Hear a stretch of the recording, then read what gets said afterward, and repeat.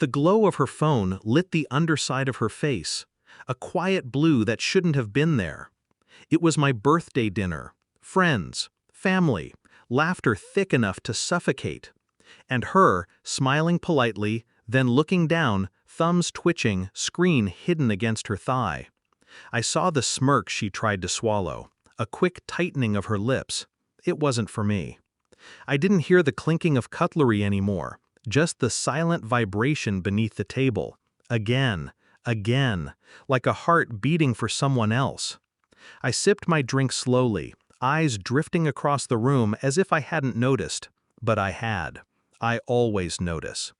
The waiter refilled glasses, the chatter blurred, and then, like a knife, it came.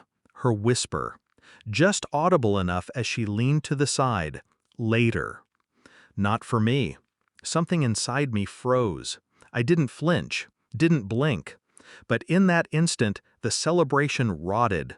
Balloons, cake, smiles, it all felt staged. A theater, and I had been cast as the fool. I raised my glass, held it in the air. My voice carried steady, cold. To the man who's been keeping my wife busy. And then silence, the kind that doesn't breathe. Her hand jerked, the phone almost slipped.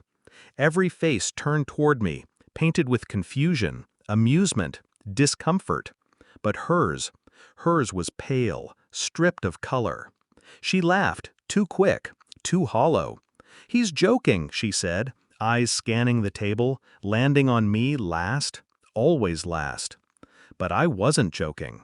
I'd seen the late-night bathroom trips, the whispered calls on the balcony, the new passwords on her phone, the way she suddenly guarded silence, like it was treasure.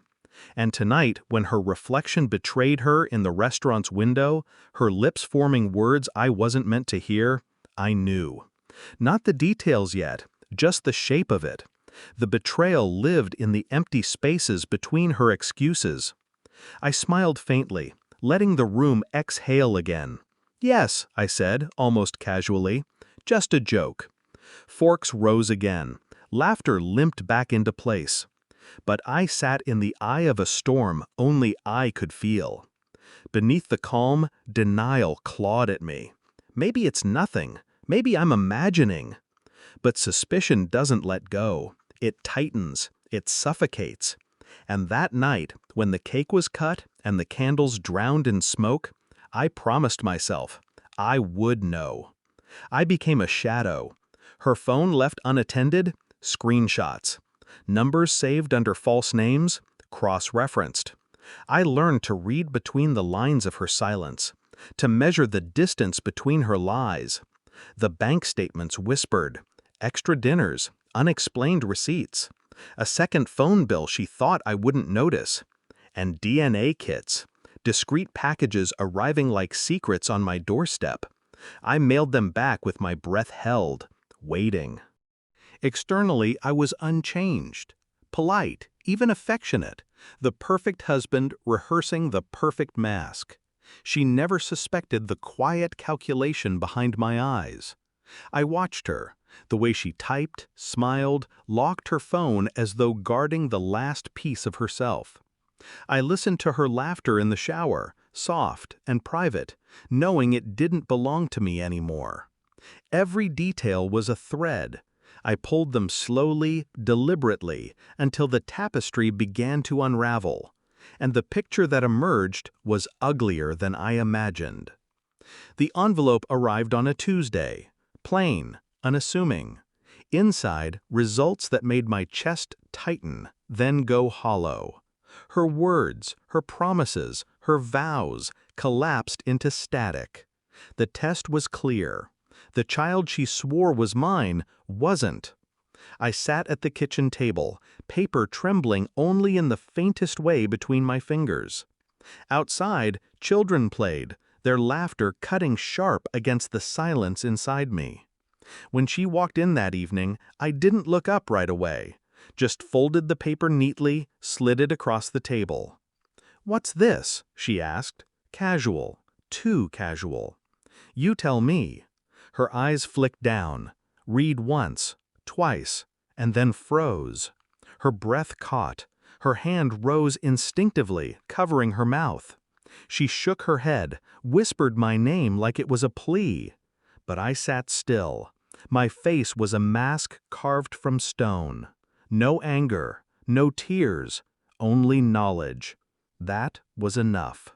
The following weekend, another dinner. Family, friends, same table, same laughter. But this time, I was ready. I waited until the moment stretched quiet, until glasses were raised again. Then I stood, calm, certain. "To the truth," I said, voice steady. I laid the folded envelope on the table. "And to the man who thought he could hide in the shadows." Eyes darted. Confusion spread like fire. She reached for the paper, but I placed my hand over it, stopping her. "No," I whispered. "Let them see." And they did. Gasps, silence, the kind of stillness that crushes a room. She broke then. Tears, excuses, shaking hands. But her collapse only widened the gulf between us. I didn't raise my voice. I didn't need to. My silence was louder than her sobs. In that moment, she wasn't just exposed. She was undone. Later, after the guests left in uneasy whispers, after she begged and clawed for forgiveness I no longer possessed, I walked outside. The night air was cold, clean, untainted. For years I had built a life on her words, her smiles, her half-truths. And in a single moment it all burned away. Not with fire, but with clarity. I didn't pity her. I didn't rage. I simply let go. As I stood beneath the indifferent stars, one thought crystallized sharp in my mind. The most devastating revenge isn't fury. It's indifference. And with that, I turned my back on the ashes.